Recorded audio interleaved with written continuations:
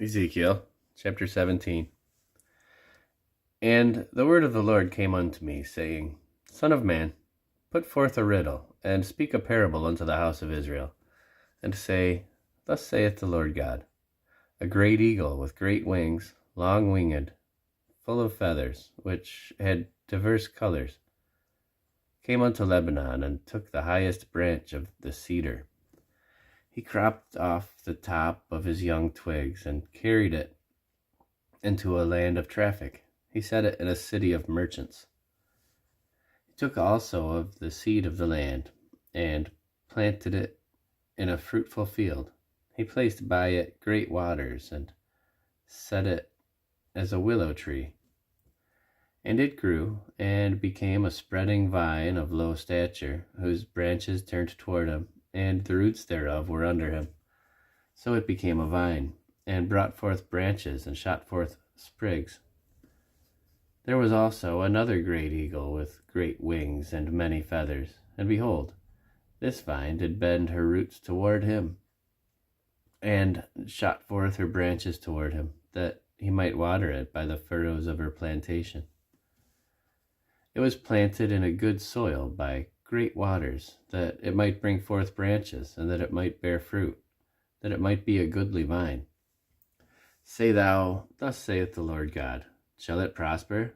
Shall he not pull up the roots thereof, and cut off the fruit thereof, that it wither? It shall wither in all the leaves of her spring, even without great power or many people to pluck it up by the roots thereof. Yea, behold, being planted, shall it prosper? Shall it not utterly wither when the east wind toucheth it? It shall wither in the furrows where it grew.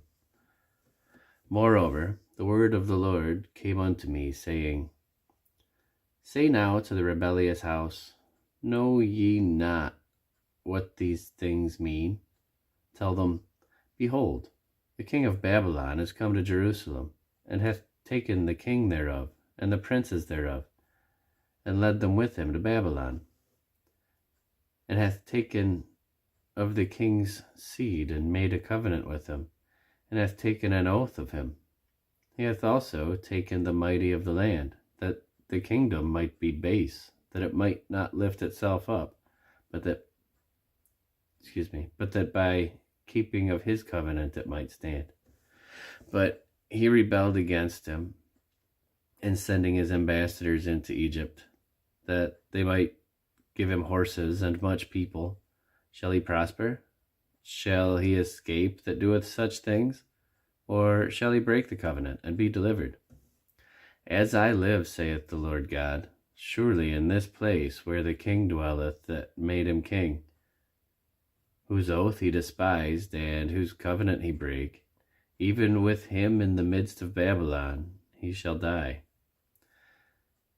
Neither shall Pharaoh, with his mighty army and great company, make for him in the war, by casting up mounts and building forts, to cut off many persons, seeing he despised the oath by breaking the covenant, when, lo, he had given his hand, and had done all things. He shall not escape. Therefore, thus saith the Lord God, As I live, surely mine oath that he hath despised, and my covenant that he hath broken, even it will I recompense upon his own head. And I will spread my net upon him, and he shall be taken in my snare. And I will bring him to Babylon, and I will plead with him there for his trespass that he hath trespassed against me. And all his fugitives with all his band shall fall by the sword, and they that remain shall be scattered toward all winds. And ye shall know that I the Lord have spoken it. Thus saith the Lord God, I will also take of the highest branch of the high cedar, and will set it. I will crop off from the top of his young twigs a tender one, and I will plant it upon an high mountain and eminent. In the mountain of the height of Israel will I plant it, and it shall bring forth boughs, and bear fruit, and be a goodly cedar. And under it shall dwell all fowl of every wing, and the shadow of the branches thereof shall they dwell. In the shadow of the branches thereof shall they dwell. And all the trees of the field shall know that I, the Lord, have brought down the high tree, and have exalted the low tree, have dried up the green tree, and have made the dry tree to flourish. I, the Lord, have spoken, and have done it.